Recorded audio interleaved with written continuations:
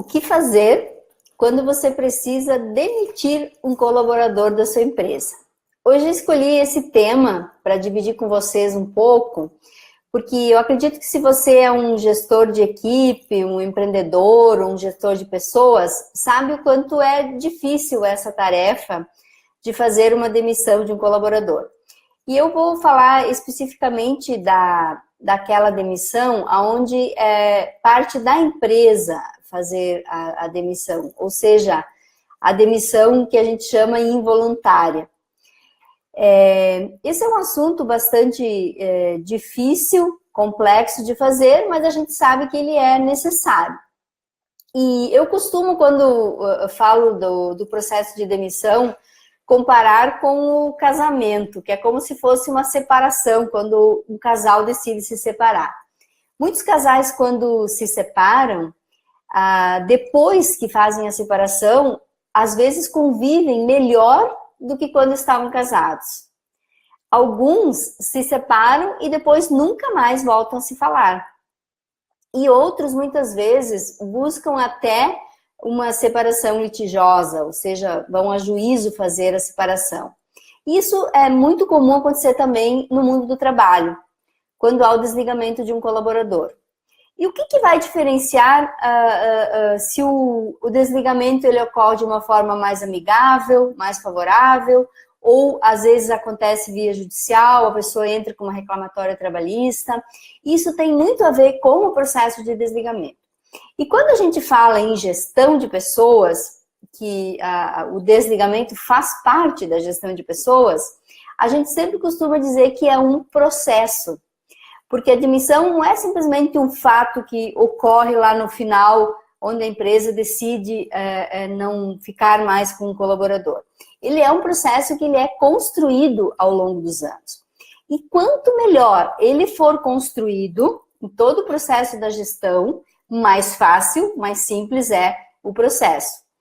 E muitas vezes a ação trabalhista, ela não tem uma relação, ela tem uma relação, muito com a forma como a pessoa é desligada.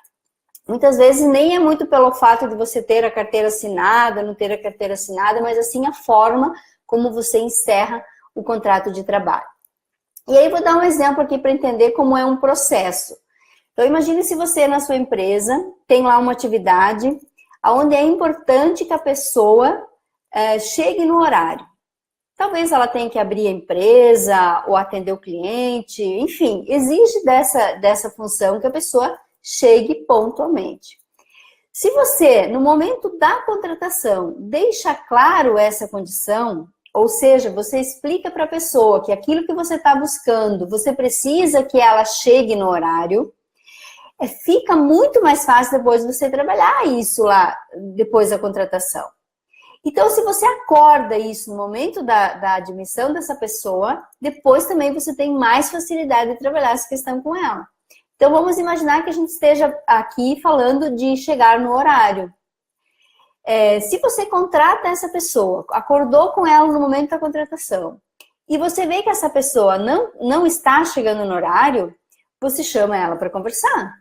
E fala, você está lembrado que no momento da contratação a gente acordou que você deveria chegar no horário, que era importante para a sua função? Se essa pessoa continua não chegando no horário, você chama uma segunda vez para conversar.